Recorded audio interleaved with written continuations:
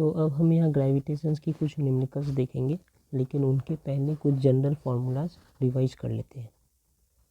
तो एक body of mass small m1 दूसरा m2 है, इनके दो बीच के डिस्टेंस अगर r है तो हमें पता है gravitational force between them is given by g m1 m2 by r² newton, where g जो है वो यूनिवर्सल ग्रेविटेशनल कांस्टेंट है।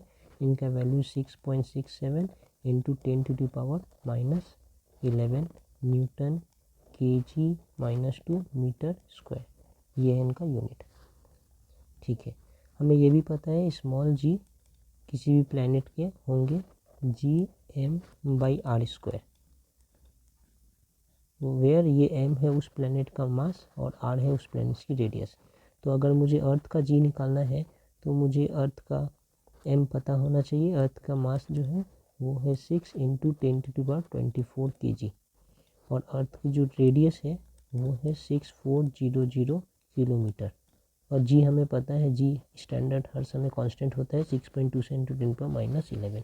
अगर मैं सारे वैल्यू पुट करूँ तो g = 9.8 मीटर पर सेकेंड स्क्वायर आ जाएंगे। यही अर्थ का g होता है। किसी दूसरे प्लैनेट का g निकालना है हमें तो उनका मास और उनका रेडियस मुझे पता होना चाहिए। ओके, इस एक्सप्रेशन को ऐसे भी लिख सकते हैं g = क्योंकि मास को लिख सकते हैं मास = वॉल्यूम इंटू डेंसिटी। और वॉल्यूम क्या होता है, किसी भी स्फीयर जिनका रेडियस अगर कैपिटल R है तो उनका वॉल्यूम होता है 4/3 पाई r³। तो बस मैं वॉल्यूम यहाँ पुट करूँगा 4/3 पाई r³ और ये हो जाएगा मास का एक्सप्रेशन। मास का एक्सप्रेशन इधर पुट करूँ g/r² और मास का एक्सप्रेशन है ρ 4/3 पाई r³। इसे और अच्छे से लिख सकता हूँ कि g = 4/3 pi capital G ρ r।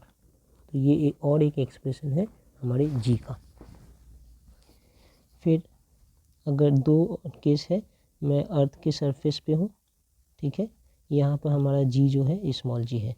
मैं अर्थ के ऊपर चला जाऊँ अगर एक हाइट h पे तो हमारा यहाँ पर g' हो जाएगा acceleration due to gravity.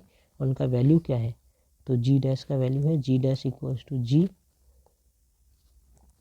r/r + h²। ठीक है, इसे मैं ऐसे भी लिख सकता हूँ = g 1/1 + h/r²। तो ये रहा हमारा एक्सप्रेशन जब मैं ऊपर जा रहा हूँ अर्थ के सरफेस से। अगर हमारा h जो है बहुत स्मॉल है कंपेयर टू r, ये r क्या है, कैपिटल R है हमारा, ये रेडियस। तो अगर r से h बहुत स्मॉल है, h बहुत स्मॉल है r से, तो h टेंड्स टू 0 होता है। उस केस में ये मॉडिफाई करके लिख सकते हैं कि g' = g 1 - 2h/r। तो ये एक स्पेशल केस है अगर हमारा h जो है बहुत स्मॉल हो r से, अदरवाइज ये है नॉर्मल केस। वही अगर मुझे अर्थ के सरफेस के नीचे जाना है, सरफेस पे हमारा acceleration due to gravity g है और नीचे कहीं जा रहे हैं एट द डेप्थ d, मान लेते हैं d डेप्थ नीचे चले गए, तो वहाँ पे acceleration due to gravity g' है। तो उस g' का एक्सप्रेशन है g' = g 1 - d/r। तो एक डेप्थ में जाने के बाद एक्सेलरेशन ड्यू टू ग्रेविटी घटेगा और वो g × 1 - d/r होगा, वेयर r है हमारे रेडियस ऑफ द प्लैनेट और d जो है वो डेप्थ है जितने मैं अंदर जा रहा हूँ। और एक टर्म है gravitational intensity, intensity of gravitational field, intensity of gravitational field. इसका मतलब होता है कि एक यूनिट मास पे कितना फोर्स अप्लाई हो रहा है। तो सीधी सी बात है, यहाँ m1 और m2 था, उसमें से एक को मैं m पकड़ लेता हूँ और एक को मैं 1 पकड़ लेता हूँ, बस। तो ही जो इनके बीच में फोर्स आएगा वही होगा gravitational intensity of gravitational field.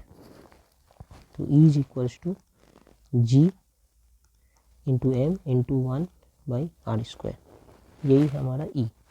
और अगर जनरल केस में लिखते थे तो मान लीजिए एक m है, एक कैपिटल M है, तो ऐसे लिख सकते थे F = G capital M small M by R square. तो इन दोनों को अगर मैं रिलेट करूँ तो ऐसा लिख सकता हूँ F is equals to M into E. ठीक है, ऐसा लिखा जा सकता है कि gravitational potential gravitational intensity into mass is equals to gravitational force. इनका यूनिट क्या होता है? इनका यूनिट है न्यूटन पर केजी, इनका यूनिट है। क्योंकि ये क्या है, ये force applied on unit mass है। ये एक फोर्स है जो जनरल फोर्स है, लेकिन एक यूनिट मास पे कितना फोर्स होगा, that is my intensity of gravitational field, इसलिए ये न्यूटन पर मीटर है, ये न्यूटन है। ओके, फिर एक टर्म है ग्रेविटेशनल पोटेंशियल एनर्जी, जिसे हम यू से डिनोट करते हैं। मतलब क्या है, एक मास है एम, दूसरा एक स्मॉल मास एम है, और मैं इनके बीच का दूरी है r1, तो दोनों एक दूसरे को अट्रैक्ट ही करते हैं, लेकिन मैं अपना एनर्जी खर्च करके इसे यहाँ से खींच कर यहाँ ले जाता हूँ एक मास को। अब इनके बीच का जो दूरी है वो इंक्रीज होकर r2 हो गया। तो पहले r1 था, मैं इंक्रीज करके r2 कर दिया, तो मैंने कुछ एनर्जी खर्च किया है अपना, इनको अट्रैक्शन के अगेंस्ट में से खींच कर r2 तक ले जाने में। तो ये एनर्जी इस मास स्मॉल m में स्टोर हो जाएगा as gravitational potential energy. Expression है u equals to G capital M small M, यहाँ पर 1/r1 माइनस 1/r2। अगर मैं r1 से खींच कर r2 तक ले जा रहा हूँ तो 1/r1 minus 1/r2 with G M small capital M small M, ये हो गया ग्रेविटेशनल पोटेंशियल एनर्जी। ठीक है, और एक दूसरा फॉर्म है कि अगर ये मास कैपिटल एम है और दूसरे मैं स्मॉल मास एम को रखा हूँ एट अ डिस्टेंस r, तो इसमें कितना एनर्जी है। ठीक है, इसमें कितना एनर्जी है, कहने का क्या मतलब है कि एक बड़ा मास m रखा है पहले से, एक छोटा मास m को अगर मैं एट अ डिस्टेंस r ला के रखूँ तो कितना एनर्जी इसमें स्टोर है, अभी इस हालत में इस स्मॉल m में कितना एनर्जी स्टोर है। तो दैट इज गिवन है u equals to minus G capital M small m by r। तो इस स्मॉल मास m में इतने एनर्जी स्टोर है इस केस में। ठीक है, ओके। अब हम एक और टर्म है ग्रेविटेशनल पोटेंशियल। तो ग्रेविटेशनल पोटेंशियल एनर्जी और ग्रेविटेशनल पोटेंशियल में क्या फ़र्क है, तो gravitational potential energy per unit mass ही है ग्रेविटेशनल पोटेंशियल। तो अगर मैं इस u को एक m से डिवाइड कर दूँ तो क्या आएगा, minus G capital M by R, और यही है ग्रेविटेशनल पोटेंशियल। तो v equals to minus G capital M by R, this is my gravitational potential. Escape velocity,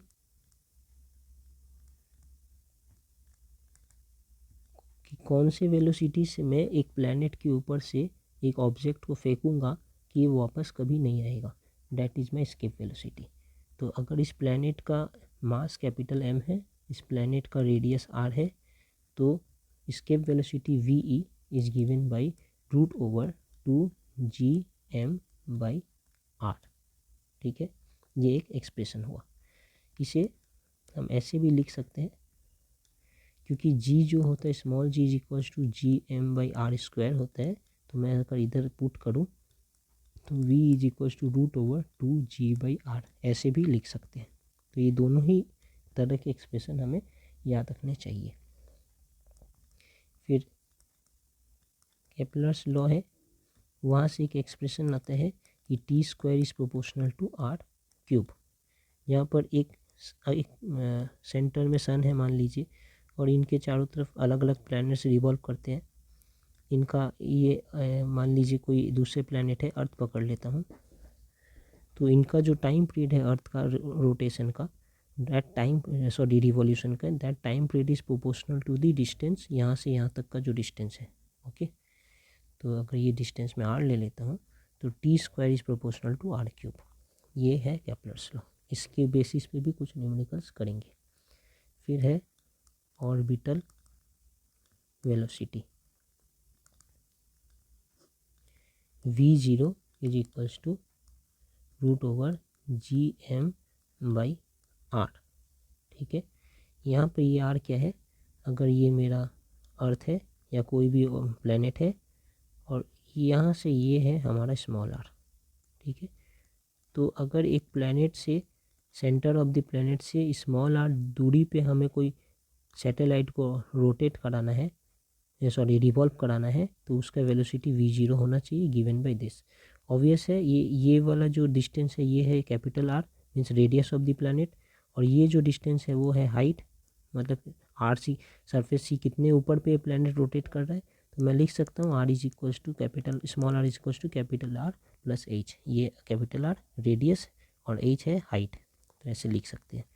तो ये इन जनरल मैं लिख दिया हूँ v0 is equals to √/gm by R plus H. तो ये याद रखने वाली बात है।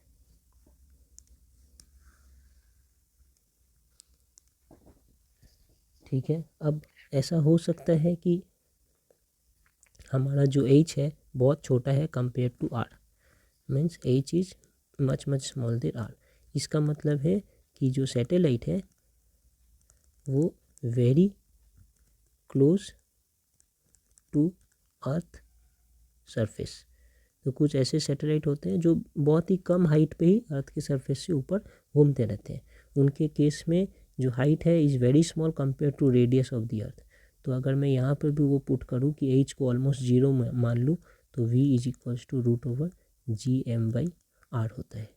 ठीक है, और थोड़ा अगर आप इससे इसके कंपेयर करेंगे, ये एस्केप वेलोसिटी से इनको h 0 मानने के बाद, ठीक है, तो आप देखिएगा कि v e is equals to √2v0। ये सब कब? इस कंडीशन में। ठीक है, ये कंडीशन इंपॉर्टेंट है कि h is almost equals to 0। उस कंडीशन में ये ऐसा होता है। एस्केप वेलोसिटी, ये ऑर्बिटल वेलोसिटी और एस्केप वेलोसिटी ऐसे लिख सकते हैं। और क्या लिख सकते हैं? टाइम पीरियड लिख सकते हैं। टाइम पीरियड क्या होता है इनका? तो जनरली टाइम पीरियड क्या होगा? t is equals to 2 capital R plus H by v0। ये है टाइम पीरियड के जनरल एक्सप्रेशन। ठीक है, लेकिन जब h is much much less than r, उस केस में टाइम पीरियड के एक्सप्रेशन थोड़े चेंज होकर ऐसे लिख सकते हैं। ये तो हटा देंगे ना, तो ये से हटा कर लिख सकते हैं 2πr by v0, and this is equals to nothing but 2π√r by g। तो ये एक्सप्रेशन भी हमें याद रखना है।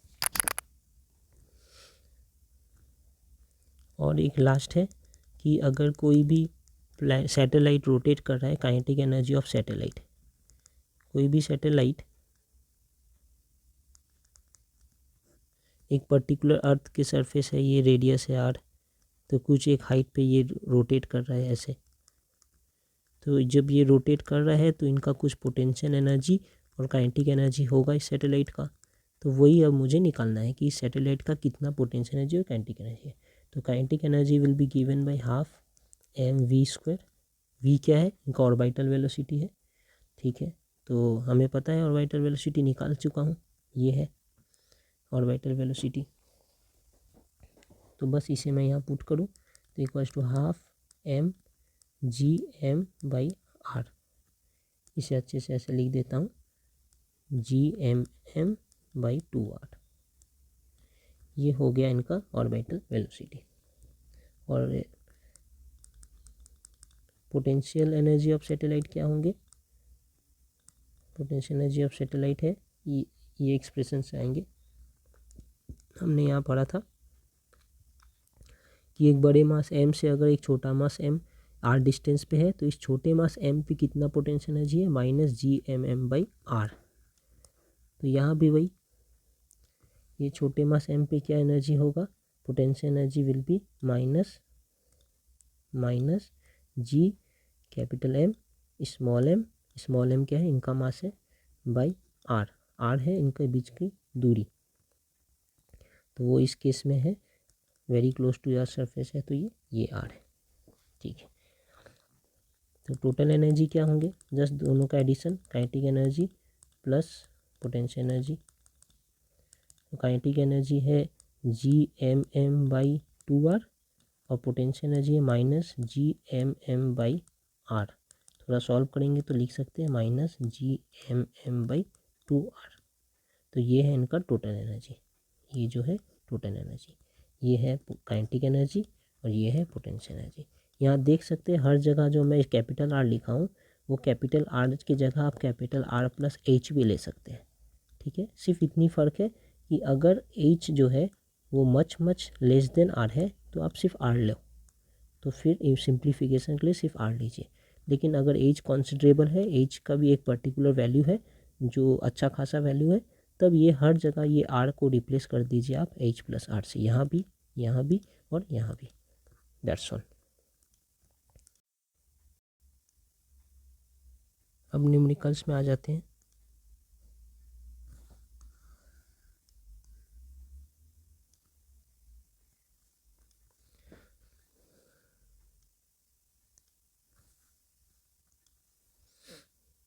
Assuming that a sphere of mass 40 kg is attracted by second sphere of mass 80 kg when their centers are 0.3 meter apart with a force equals to the weight of 0.25 milligram.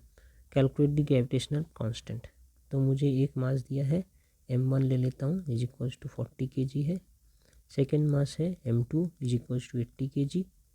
Okay, उनके बीच का distance है जो मैं are से लूँगा 0.3 metre.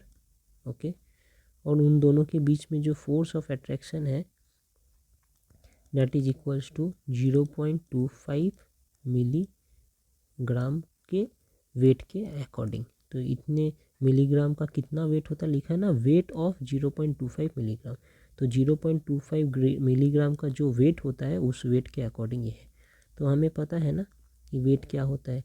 0.25 milligram को पहले मैं केजी में कन्वर्ट कर देता हूँ, तो 10⁻⁶ हो गया। तो ये अब केजी में आ गए हैं। और इतने केजी का क्या वेट होता है, 9.8 से मैं मल्टीप्लाई करूँगा तो ये हो गया mass into acceleration due to gravity, means m into G. ये है न्यूटन में। तो इतने फोर्स से वो एक दूसरे को अट्रैक्ट कर रहे हैं। मुझे क्या कैलकुलेट करना है, अब मुझे जी निकालना है। कैपिटल जी इक्वल्स टू क्या है, तो हमें पता है F is equals to G m1 m2/r²। तो वहाँ से मैं लिख सकता हूँ g is equals to F r²/m1 into m2। बस अब ये पुट करते रहना है और वैल्यू निकालना है। तो F है 0.25 इंटू 10⁶ इंटू 9.8 इंटू R है, R दिया है 0.3 इंटू 0.3 क्योंकि स्क्वायर है, डिवाइडेड बाई m1 हमारा 40, m2 हमारा 80। ठीक है, थोड़ा आस्ते आस्ते करते हैं। 2.25 डिवाइड बाई 100 इंटू ये वाले को साइड कर देंगे, ठीक है, इंटू ये 98/10 इंटू 3/10 इंटू 3/10 इंटू 10⁻⁻⁶ अब लिख रहे हैं, डिवाइड बाई 40 इंटू 80। ठीक है, ऐसा लिख सकते हैं। ओके, अब मैं थोड़ा काट वाट देता हूँ। तो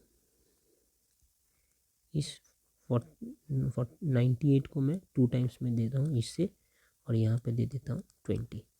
ठीक है, बस इतना ही। तो अब मैं क्या लिख सकता हूँ, 25 इंटू 49 इंटू ये 3 इंटू 3 है तो 9 लिख देता हूँ, डिवाइड बाई ये 2 और ये 8 16। ठीक है, इंटू अब देखिए ऊपर में कितना है 10⁻⁻⁶ और नीचे कितना है देखते हैं 1 2 3 4 5 6 7। तो नीचे 10⁻⁷ है। ठीक है, 7 जीरोस है। अब इनको पूरा सॉल्व करना ही पड़ेगा, कोई ऑप्शन नहीं है। तो धीरे धीरे सॉल्व करिए, मोटा मोटी इतना वैल्यू आएगा इंटू 10⁻⁻⁶ इंटू 10⁻⁻7। ये +7 ऊपर जाकर -7 होगा। तो 6 8 9 इंटू 10⁻⁻13 लिख सकते हैं, क्योंकि ये 7 और ये 6 ऐड हो जाएंगे 13। तो यही हमारा आंसर है 6.89 इंटू 10⁻11 न्यूटन। ऐसे भी लिख सकते हैं, ऐसे भी लिख सकते हैं, कोई इशू नहीं है। Newton meter square kg⁻², newton meter square kg⁻²। ये भी सही है, ये भी सही है, आप यही लिखिए, यही ठीक है, इट्स ओके। नेक्स्ट,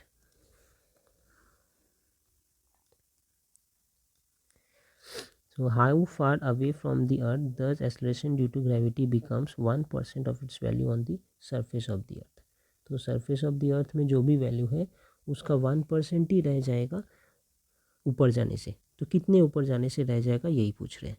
मतलब कि ये अगर हमारा सरफेस ऑफ द अर्थ है तो बोल रहे हैं कि यहाँ पर जो भी वैल्यू है, ठीक है, मैं कितना ऊपर जाऊँगा अर्थ के सरफेस से कि अब जी का वैल्यू जो है ना वो सिर्फ 1% ही रह जाएगा। मतलब जी डैश जो है यहाँ पर ये सिर्फ 1% ऑफ जी होगा, 1% ऑफ जी, ये वाले जी जो सरफेस पे है उसका 1% होगा इस हाइट पे। तो पूछ रहा है ये कितना ऊपर जाना होगा, हाइट क्या है।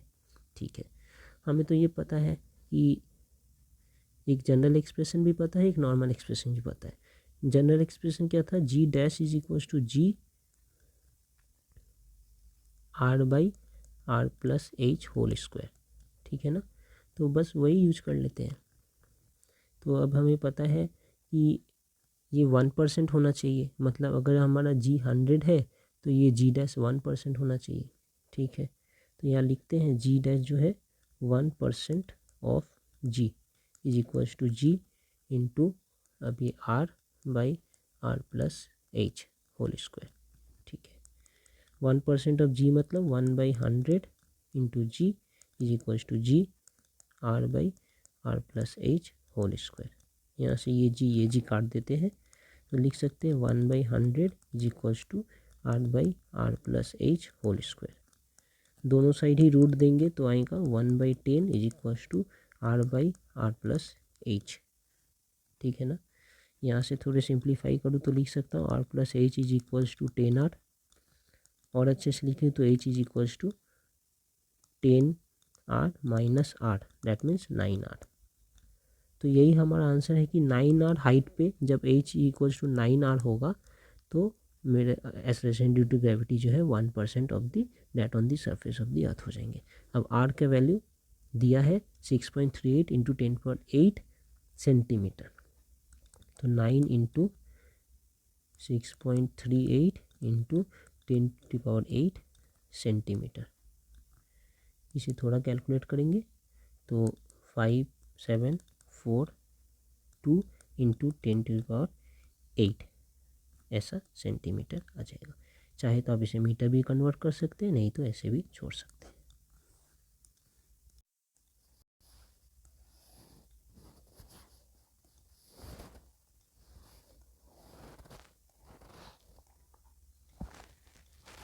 यहाँ दे रखे हैं कि the mass of moon is 1/80 of the mass of the अर्थ। ठीक है, तो मास ऑफ द अर्थ मैं यहाँ ले लेता हूँ कि मास ऑफ द अर्थ जो है एम ई है। तो मास ऑफ द मून जो है वो क्या है 1/80 ऑफ एम ई। ठीक है, इतना ले लिया। And is diameter is 1/4 of the diameter earth diameter. तो अर्थ के डायमीटर जो है लिख लेता हूँ डी ई है अर्थ का डायमीटर।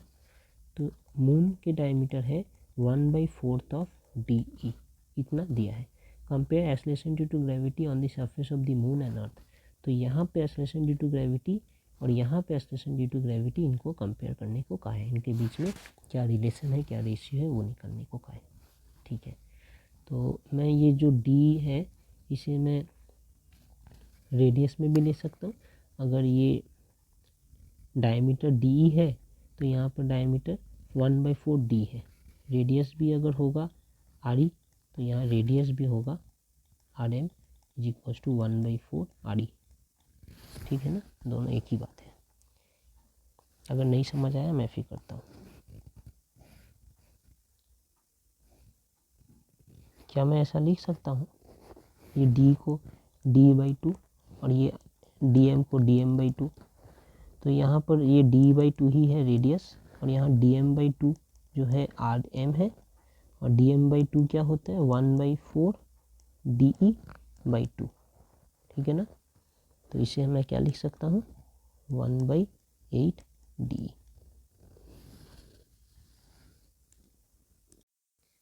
डी है और इसे मैं लिख सकता हूँ d/2 इंटू 1/4। तो इसे मैं लिख सकता हूँ 1/4 RE। तो सीधी सी बात है, तो जैसे डी होने पर इनका 1/4 डी है, वैसे ही RE होने पे इनका 1/4 RE है। इतना मुझे पता चल गया। जी निकालना है, तो जी तो पता है, G equals to G capital M by R square होता है, जनरल फॉर्म है। तो मैं अगर ऐसे अर्थ का और मून का निकालूँ तो अर्थ का जी होगा G capital M E by R E square, और मून के लिए होगा G capital M small M by R M square. यही है, इनके बीच में रिलेशन निकालना है। तो जी एम बाई जी ई लिखता हूँ ऐसे, equals to G capital M small M by R M ऐसा square divide by G capital M E by R E square. ठीक है, ये जी तो कट जाते हैं। मैं लिख सकता हूँ M M by R M square into M E by R E square. ठीक है, तो एम एम को क्या लिख सकते हैं, 1/80 एम ई। तो लिख लेते हैं 1/80 एम ई। हो गया ये हमारा, ये ख़त्म। इसको डिवाइड बाई आर एम को क्या लिख सकते हैं, 1/4 RE। तो 1/4 RE होल स्क्वायर इक्वल्स यहाँ पर RE square by M E. जैसा है ये एम ई कट जाता है, और ये RE स्क्वायर ये RE स्क्वायर भी कट जाता है, तो ये RE स्क्वायर ये RE स्क्वायर कट जाता है। तो रह गया कितना, 1/80 इंटू 1/4 है ना स्क्वायर, तो उल्टा होकर ऊपर 4 स्क्वायर हो जाएगा, मतलब 16। 1/80 इंटू 16, 1/80 इंटू 16 होता है काट कर 1/5। तो इनका आंसर है G M by G E is equals to 1/5। ये इनका रिलेशन है।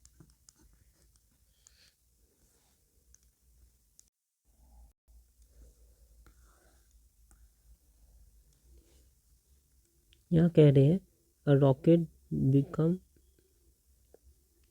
Is fire from earth towards sun. Earth से सन की तरफ मैंने एक रॉकेट फायर किया है। ये ले लेते हैं अर्थ है, ये ले लेते हैं सन है।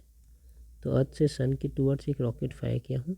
एट व्हाट पॉइंट ऑन इस path does the gravitational force on the rocket become zero. तो यहाँ से यहाँ तक जाने के क्रम में किस पॉइंट पे ग्रेविटेशनल फोर्स जो है वो जीरो हो जाएंगे, means F will be equals to zero. कब होंगे, जब इस पॉइंट पे अर्थ इसे जितने फोर्स से टान रहा है, सन भी उसे उतने ही फोर्स से अपने तरफ खींच रहा हो। तो इस केस में हमारा रॉकेट के ऊपर ग्रेविटेशनल फोर्स जीरो हो जाएंगे। तो मुझे वो डिस्टेंस निकालना है। मास ऑफ द अर्थ सन दिया है, it is 2 into 10⁻30 kg। Mass of the अर्थ दिया है 6 into 10⁻24 kg, 24 kg। And neglect the effect of other planet, और इनके orbital radius of the earth, मतलब अर्थ और सन के बीच में अर्थ का ऑर्बिटल रेडियस, मतलब अर्थ जो है वो सन के अगर चारों तरफ रोटेट कर रहा है तो उनका रेडियस क्या है ऑर्बिटल का, वो दिया है 1.5। मतलब बेसिकली ये डिस्टेंस उनके बीच का जो डिस्टेंस है वो दिया है d equals to 1.5 into 10⁻11 meter. अब मुझे बताना है कि अर्थ से कितने दूर पे जाके इनका जो रॉकेट पे ग्रेविटेशनल फोर्स है वो जीरो हो जाएगा। तो मैं पकड़ लेता हूँ ये डिस्टेंस जो है वो x है, तो ये डिस्टेंस ऑब्वियसली d-x होगा। ठीक है ना। तो force on rocket because of earth, force due to earth is equals to force due to sun, तभी तो नेट फोर्स जीरो होगा। तो फोर्स ड्यू टू अर्थ और रॉकेट क्या होगा, रॉकेट का मास मैं पकड़ लेता हूँ, let mass of rocket be M small M. तो अब इनके या इस पे क्या फोर्स लगेगा, it is G capital M, मतलब mass of earth into mass of rocket divided by distance between them x square is equals to G mass of sun into mass of rocket divided distance between them, that is d-x whole square. बस इतना ही है। इसे मैं काट देता हूँ, M को भी काट देता हूँ, तो क्या लिख सकता हूँ, D minus X by X, ठीक है, whole square is equals to M S by M E. क्या है ये, 2 इंटू 10⁻30 डिवाइडेड बाई 6 इंटू 10⁻24, यही है। इसे मैं थोड़ा सॉल्व करूँ तो 1/3 इंटू 10⁻6 लिख सकता हूँ। रूट हटाना है दोनों तरफ से, तो ये d minus X by x और इनका पूरा रूट करना है, तो 1/3 का रूट होता है 1/√3 और 10⁻6 का रूट होता है 10⁻3। तो ये हो गया हमारा इसका वैल्यू। यहाँ से मैं थोड़ा सिंप्लीफाई करके लिख सकता हूँ, d by X minus 1 is equals to 1000/√3, ठीक है, ठीक है। थोड़े अच्छे से और लिख सकता हूँ, d by X is equals to 1000/√3 plus 1, ठीक है। इसे मैं ऐसे भी लिख सकता हूँ फिर, इज इक्वल्स टू 1000 प्लस √3/√3, ठीक है ना। तो 1000 प्लस √3/√3, ये हमारा टर्म, ओके। फिर मैं यहाँ लिख सकता हूँ d का वैल्यू कितना दिया है, 1.5 into 10⁻11 by X is equals to 1000 plus √3/√3। थोड़े अच्छे से लिखूँ तो x इज इक्वल्स टू ये इधर और ये नीचे √3 into 1.5 into 10⁻11 divided by 1000 plus √3। अब ये डिनोमिनेटर में 1000 प्लस √3 को आप अप्रॉक्स 1000 भी लिख सकते हैं, नीचे वाला, ठीक है। और ऊपर में ये ये √3 है ना, ये √3 की जगह आप क्या लिख सकते हैं, 1.732 इंटू 1.5। तो इनको जो मल्टीप्लाई करेंगे तो थोड़ा मल्टीप्लाई करके देखेंगे, मोटा मोटी 2.75 आ जाएंगे इंटू 10⁻11, ठीक है। ये 10⁻11 है और नीचे 1000 है, मतलब 3 0, तो ये आपस में कटेंगे, तो अप्रॉक्स आंसर 2.75 इंटू 10⁸ हो जाएगा, 8 19 11, इसलिए 10⁸, ठीक है। ये हमारा मीटर में आंसर आएगा। तो अर्थ से इतने डिस्टेंस पे हमारा जो फोर्स है वो 0 हो जाएंगे। ये मल्टीप्लिकेशन थोड़ा करके आप देख सकते हैं, ये ऐसा कुछ आ जाएंगे।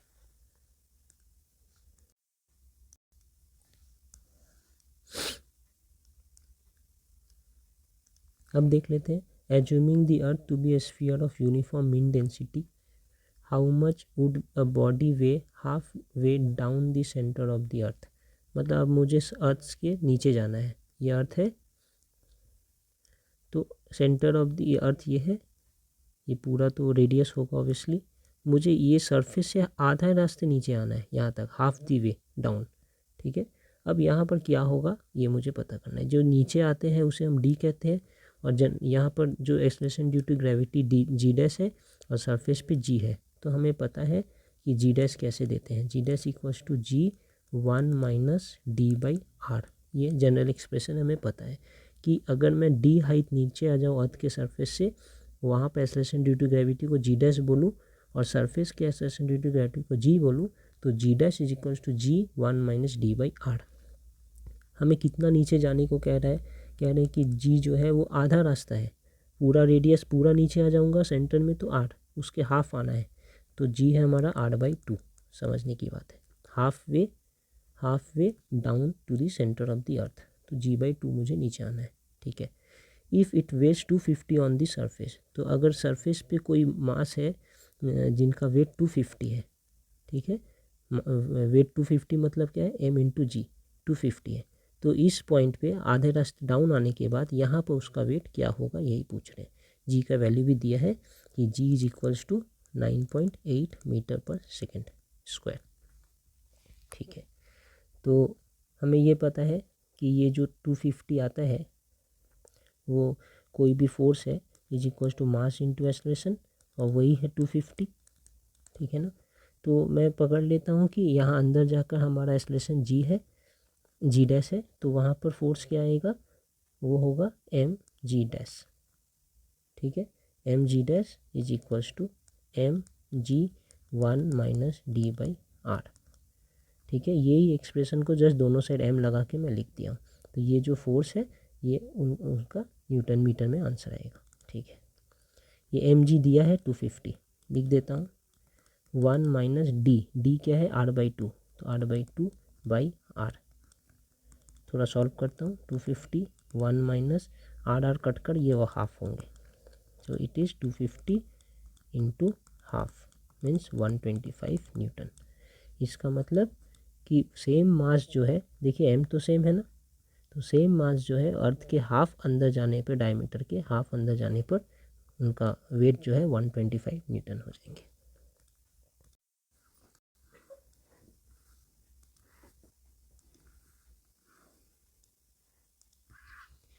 escape velocity of a projectile on the surface of the earth is this much, तो VE is equals to 11.2 kilometre पर सेकेंड दिया है।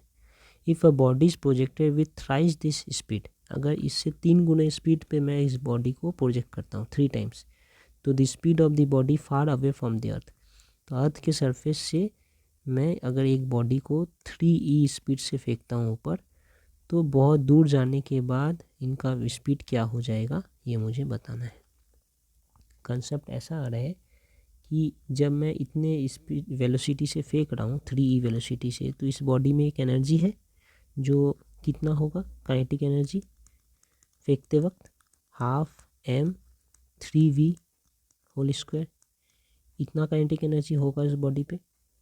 ठीक है, इस काइनेटिक एनर्जी को कैसे निकाल सकते हैं, 1/2 m 9v², इतना काइनेटिक एनर्जी इस बॉडी में होगा फेंकते वक्त।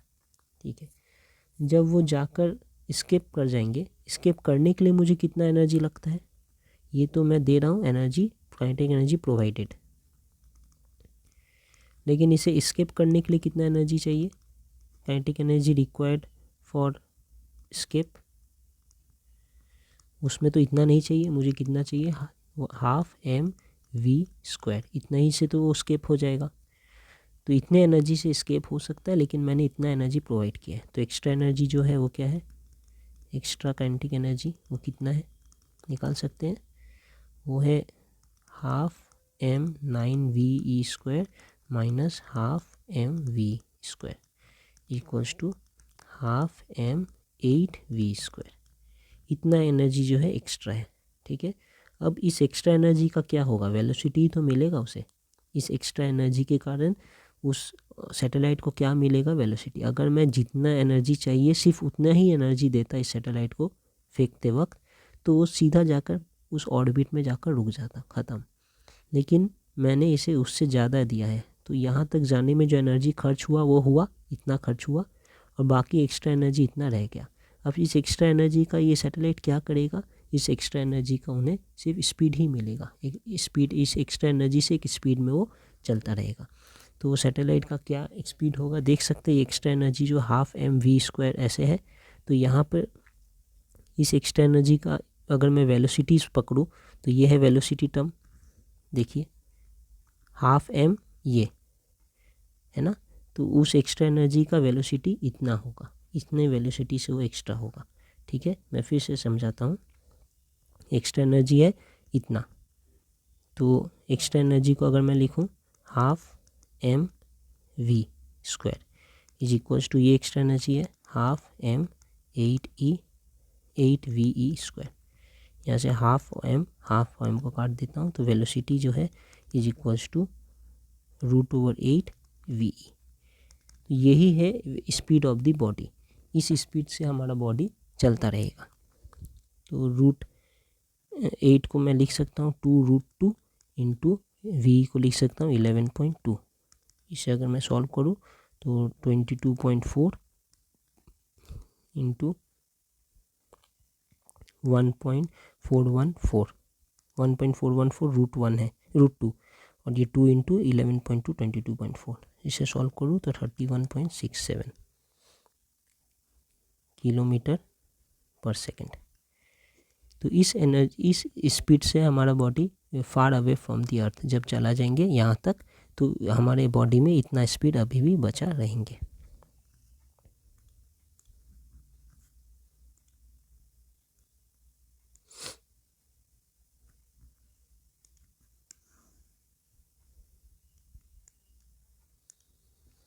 Two satellites of a planet have periods 32 days and 256 days. If the radius of the orbit of the former is r, then find the radius of the orbital radius of the latter. ठीक है, तो ये time period और radius के बीच का relation चाह रहे हैं। तो हमें पता है केप्लर्स लॉ के according T square is proportional to R cube. बस इतनी सी बात है। ठीक है, तो पहले वाला का मैं ले लेता हूँ, T1 जो है 32, दूसरे वाला का T2 है 256। पहले वाले के R1 जो है वो इक्वल्स टू R है, तो दूसरे वाले का R2 मुझे ढूंढना है। बस यही करना है।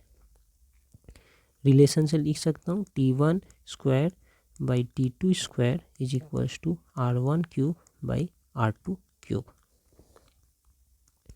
ठीक है, ये T1 जो है इज इक्वल्स टू 32, तो 32 square by 256 square is equals to R1 को R लिख सकता हूँ R cube by R2 cube. यही है हमारा चीज़। तो कैसे क्या करें, इसे 32 को मैं लिख सकता हूँ ऐसे 32 इंटू 32 डिवाइड बाई 256 इंटू 256। ठीक है, थोड़े थोड़े करके चलते हैं और यहाँ लिख सकता हूँ R/R2 होल क्यूब।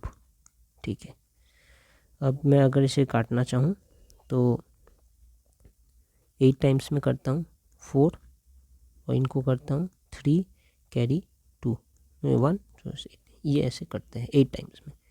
फिर मैं करता हूँ इसे भी 4 और ये फिर 32, फिर ये 1 एंड ये 8, फिर ये 1 और ये 8। तो मैं ऐसा लिख सकता हूँ 1/2 इंटू 2 इंटू 2, फिर 1/2 इंटू 2 इंटू 2। ठीक है, this is equals to R/R2 whole cube. देखिए, ठीक है ना। अब मैं अगर ये क्यूब हटाऊंगा यहाँ से तो ये 3 जो है 2 जो है ये भी 1 2 बन जाएंगे। ठीक है, तो 1/2 into 1/2 is equals to R/R2 ऐसा लिख सकते हैं। तो अच्छे से लिखूँ तो 4 equals to R/R2, therefore R2 is equals to 4R। ठीक है, तो ये R2 इक्वल्स टू 4R जब होंगे तब इनका टाइम पीरियड जो है 256 होगा। तो R2 is equals to 4R, ये हमारा आंसर है।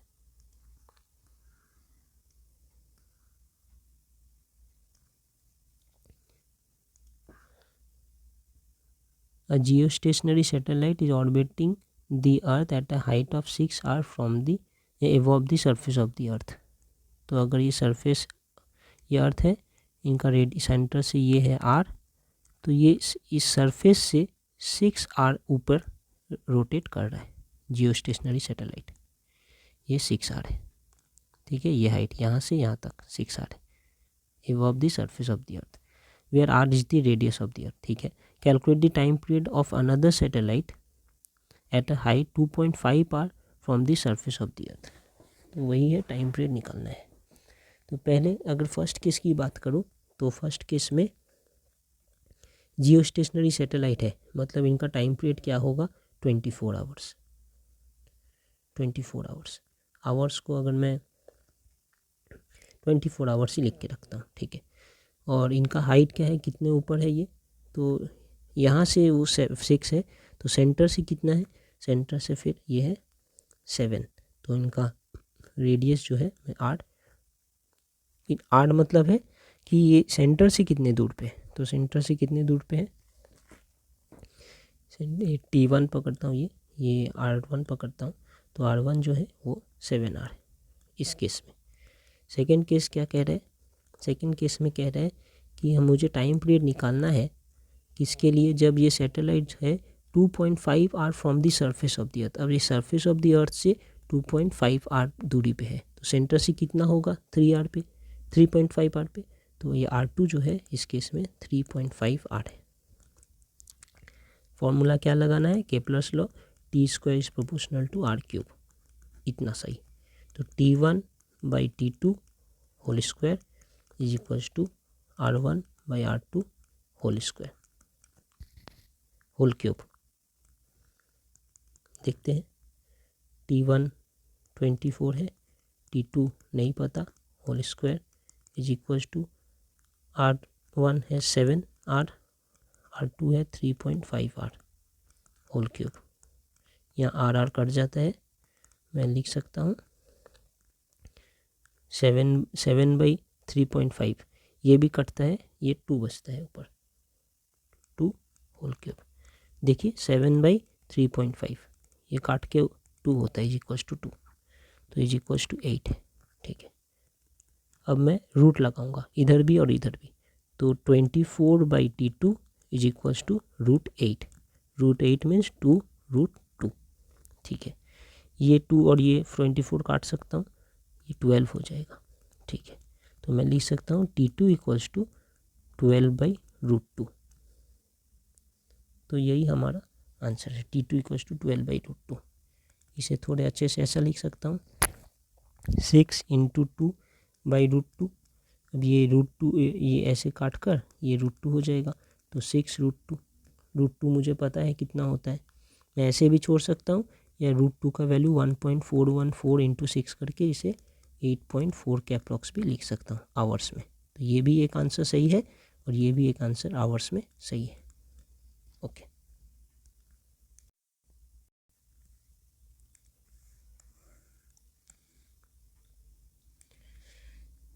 आगे देखते हैं। The orbital velocity of an artificial satellite in a circular orbit just above the Earth's surface is v. Okay, so for a satellite orbiting at an altitude of half of the Earth's radius, the orbital velocities. तो कह रहे हैं कि just हमें ये पता है ना कि v0 is equals to √g/m/r+h। जब just above the earth surface है तो उन केस में h इज टेंस टू 0 है, तो वहाँ v0 is equals to √g/m/r होंगे फर्स्ट केस में। सेकंड के and this is equals to v वो दिए हैं यहाँ पर कि इसे मैं v कहूँगा। सेकंड केस में क्या कह रहे हैं कि for a satellite orbiting at an altitude half of the earth's radius, अगर ऐसे ऑल्टीट्यूड में रोटेट कर रहा है, ये अर्थ का सेंटर है, ये रेडियस है, तो ऐसे हाइट पे रोटेट कर रहा है जो half of the earth radius है, यहाँ से ये हाइट जो है half of the earth radius है, और हमारा जो सैटेलाइट है इस जगह पे रोटेट कर रहा है, तब हमारा v क्या होगा, सेम है इस केस में भी v0 equals to general expression से G/m⁻R+h, और इस केस में हमारा h क्या है, h is equals to R/2 है, तो v0 क्या होगा इज इक्वल्स टू √G/m/R+R/2, यही है। ठीक है ना, ठीक है, तो अब इन दोनों को डिवाइड करके देखते हैं।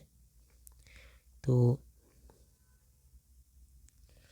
नया v जो ये है इसको इसके टर्म में लिखना है हमें और कुछ नहीं, तो मैं थोड़ा इसी यहीं पे कर देता हूँ, √G/m/R+R/2 को लिख सकता हूँ 3R/2। ओके, तो इसे मैं फिर से लिख देता हूँ 2/3 Gm/R।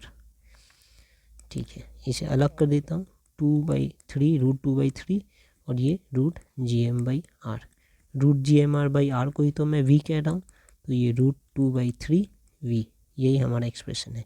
तो नया ऑर्बिटल वेलोसिटी जो है at a altitude half of the earth radius, वहाँ पर नया v डैश जो होगा v orbital is equals to √2/3 v।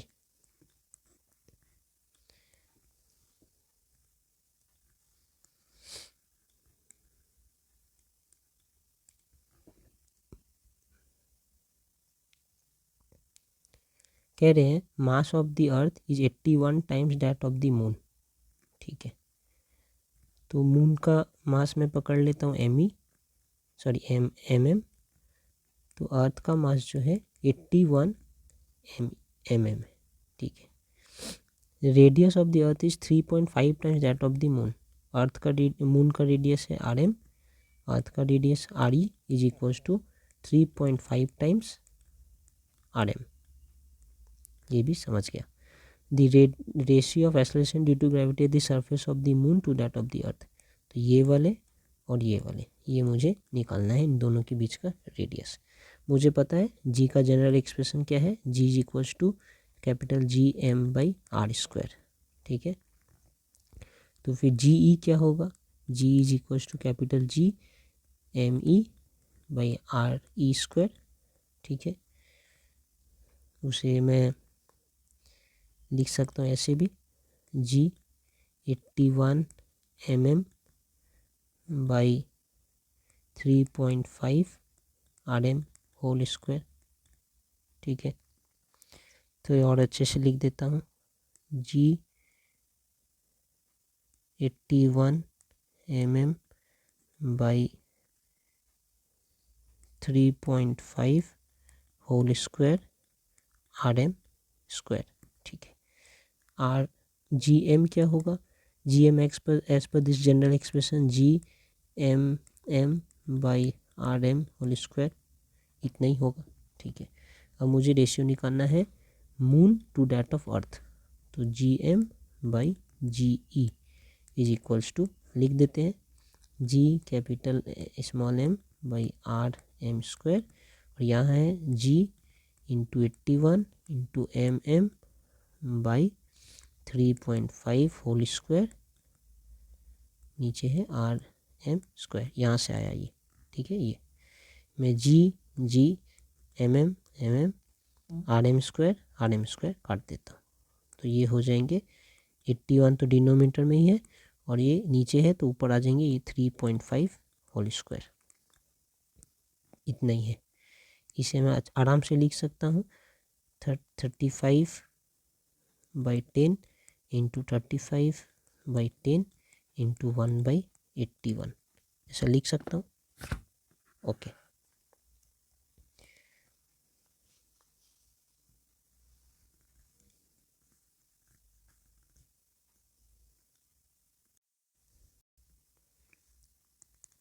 अब 35 इंटू 35 करूँ तो ये मोटा मोटी 175 इंटू 105 1225 आता है। ठीक है, डिवाइड बाई 81 करना है।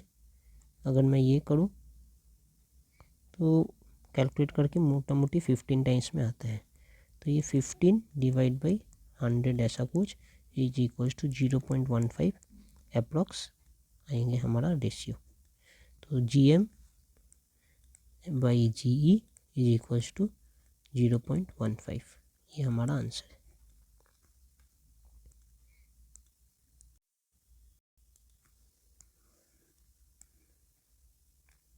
Two satellites A and B go around a planet P in circular orbit having radii 4r and 2r।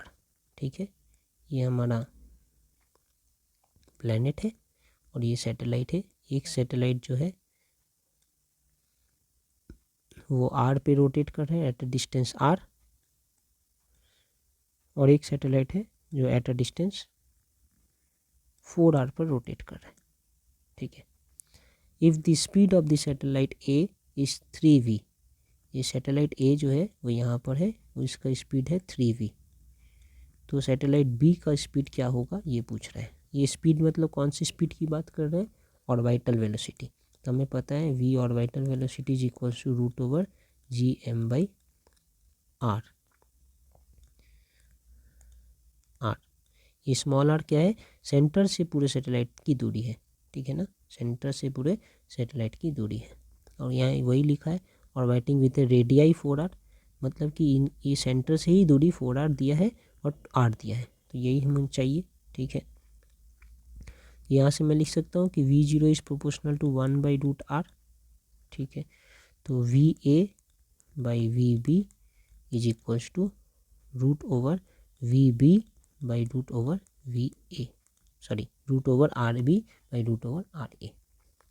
ठीक है, अब ये rb कितना दिया है, rb है r, और आर ए कितना है 4r और इनका रूट ओवर आर कट के 1/4 root over is equal to 1/2। ठीक है, हमें निकालना तो वी बी है, V B is equals to 2VA होगा और VA कितना दिया है 3V, तो 2 into 3V is equals to 6V। तो हमारा जो सैटेलाइट बी है वो 6V वेलोसिटी से रोटेट कर रहा होगा। बस ये बात याद रखिए कि जब जनरल एक्सप्रेशन है v इक्वल्स टू √2g/r, कभी कभी मैं लिख रहा हूँ √2gm/r+h, क्या मतलब है? कुछ भी मतलब नहीं है। ये जो नीचे में टर्म है ये होगा सेंटर ऑफ द प्लैनेट से हमारा सैटेलाइट जो है, ये अगर हमारा प्लैनेट है, ये हमारा सैटेलाइट है, तो सेंटर ऑफ द प्लैनेट से सैटेलाइट का क्या डिस्टेंस है वही है। ठीक है, इस डिस्टेंस को, ये पूरे डिस्टेंस को या तो आप स्मॉल r नाम दे दीजिए या तो फिर आप कैपिटल R+h नाम दे दीजिए। जहाँ पर कैपिटल R क्या है, ये रेडियस है, और h क्या है, यहाँ से सरफेस से लेकर यहाँ तक की हाइट है h। तो यही होगा ना r यहाँ पर is equals to capital R+h। तो वही बात है, हमेशा फॉर्मूला यही है कि v0 इक्वल्स टू √gm/r, या where small r can be written as r+h। अब अगर कोई स्पेशल केस में ये कह देते हैं कि जो स्मॉल h है वो much smaller than capital R है, तो हमें ये h को नेगलेक्ट करके लिख सकते हैं v0 इक्वल्स टू √gm/R। ठीक है, लेकिन ये याद रखना है कि कंसेप्ट यहाँ से शुरू हो रहा है, where this r is from the centre of the planet to this satellite, क्या डिस्टेंस है, दैट इज माई r। इसमें कंफ्यूज नहीं होना है।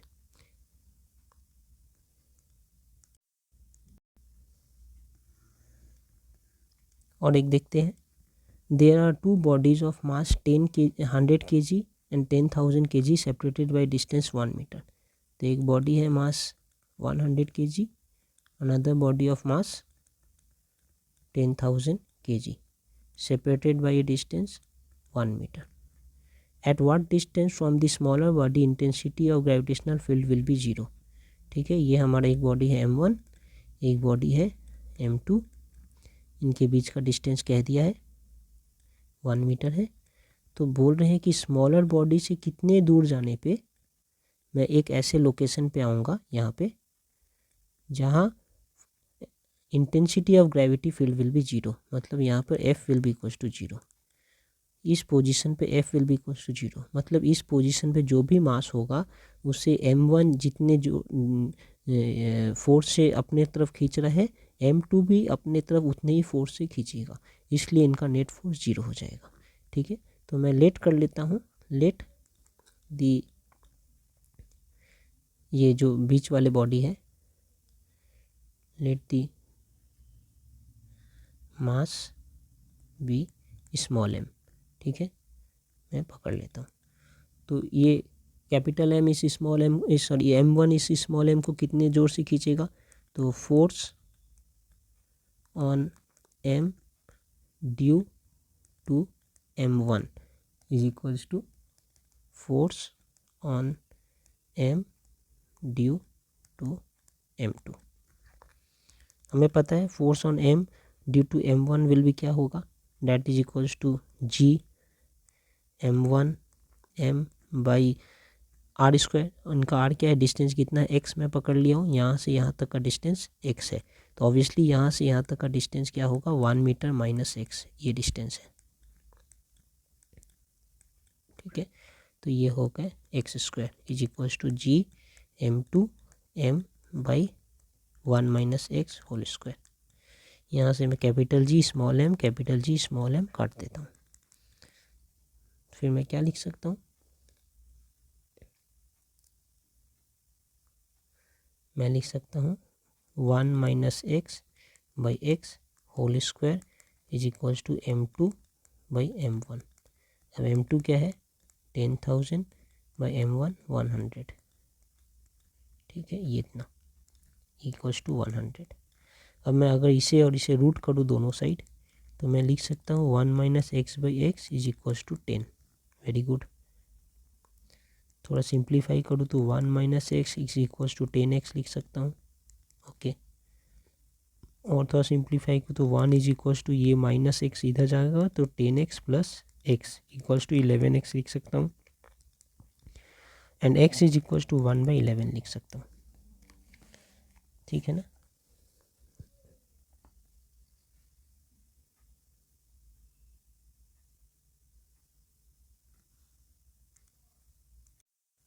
तब जाकर ये आंसर हो गया 1/11 मीटर। डैट मीन्स ये छोटे वाले मास m1 से 1/11 मीटर दूर पे एक ऐसा जगह आएंगे जहाँ पर फोर्स जो है इक्वल्स टू 0 होगा, क्योंकि इस पॉइंट पे जो भी मास होगा उस मास को m1 जितने फोर्स से अपने तरफ खींचेंगे, m2 जो यहाँ पे है वो भी उसे अपने तरफ उतने ही फोर्स से खींचेंगे। तो यहाँ पर 1 है तो यहाँ पर 1 माइनस 1/11 मीटर इन दोनों का डिस्टेंस, क्योंकि दोनों के डिस्टेंस को मिलाकर तो 1 मीटर ही है। तो अगर इतना सा पार्ट है 1/11 तो इतना पार्ट होगा 1 माइनस 1/11। तो ऐसे करके हमारा आंसर आ गया।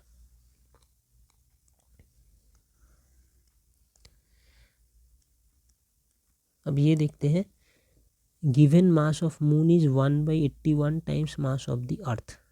तो मास ऑफ द अर्थ अगर m है तो मास ऑफ द मून क्या है 1/81 टाइम्स m।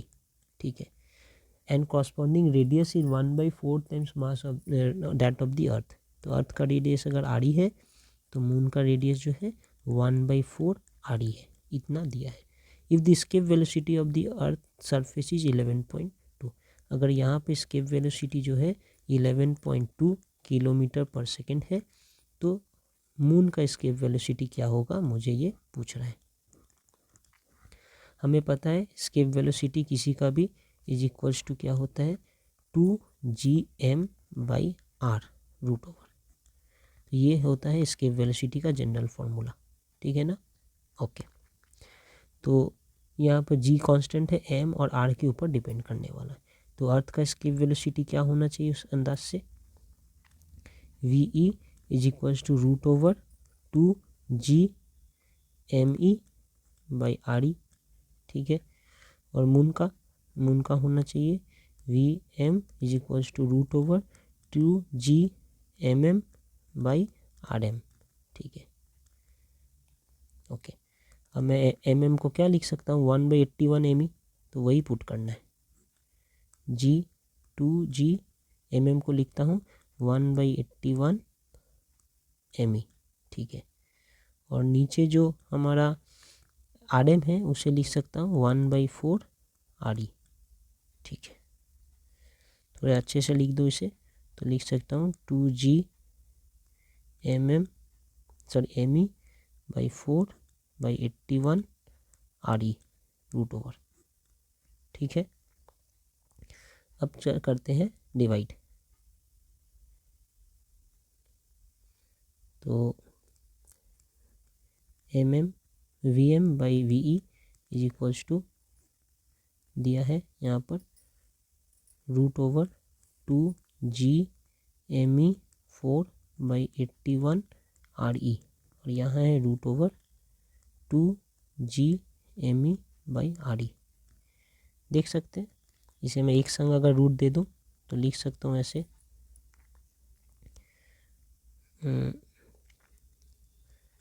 2/81 gme, एक 4 भी है बाई re, और यहाँ पर 2gme/re।